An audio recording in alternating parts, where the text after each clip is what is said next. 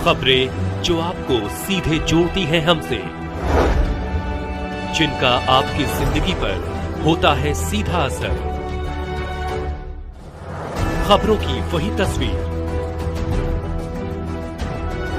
बिना बदले बिना डरे, जज्बा सच का लिए, सच दिखाते हैं।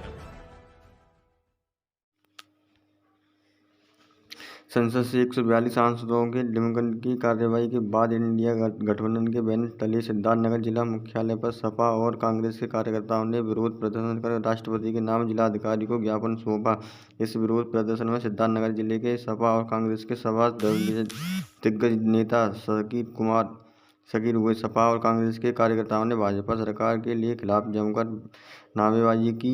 इस मौके पर जिले इटावा विधानसभा से विधायक और पूर्व विधानसभा अध्यक्ष माता प्रसाद पांडेय और सपा जिलाध्यक्ष लालजी यादव ने कहा कि पहले तो भाजपा ने लोकतंत्र विरोधी थी, अब तो वह लोकतंत्र की हत्या कर रही है। उन्होंने कहा कि संसद की सुरक्षा में इतनी बड़ी हुई चूक पर अगर विरोध विपक्ष के सांसद सवाल उठा रहे हैं और उस पर चर्चा की मांग कर रहे हैं तो इसमें गलत क्या है, इसकी मांग उठा रहे हैं। सांसदों को निलंबित करना पूरी तरह अनुचित के उन्होंने कहा कि इस बीच संसद में बहुत सारे विधेयक पारित किए गए हैं जिनकी जानकारी भी बहस न होने की वजह से हम लोगों को नहीं हो रही है। उन्होंने कहा कि यह पूरी तरह आलोकित और तानाशाही रवैया है।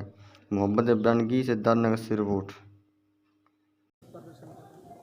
प्रमुख मांग हमारा है कि लोकतांत्रिक तरीके से भारतीय जनता पार्टी की सरकार को चलाना चाहिए।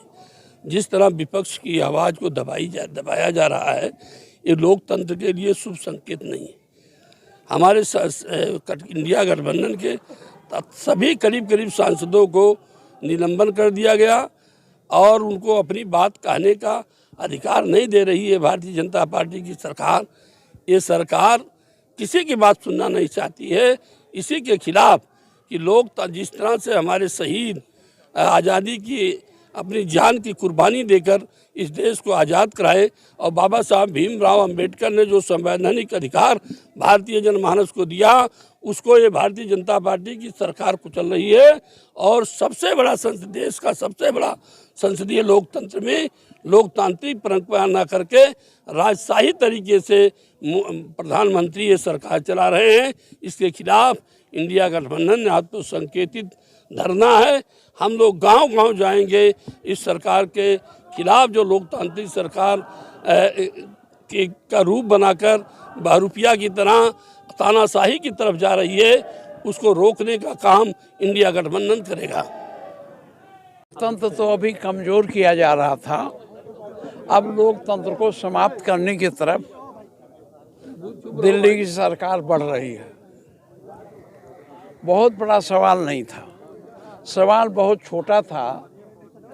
विपक्ष के लोग यही पूछना चाहते थे कि आखिर सेंध लगी तो इसमें जो हमारी सुरक्षा में सेंध लगी है, इस पर कोई बयान गृह मंत्री या प्रधानमंत्री दें।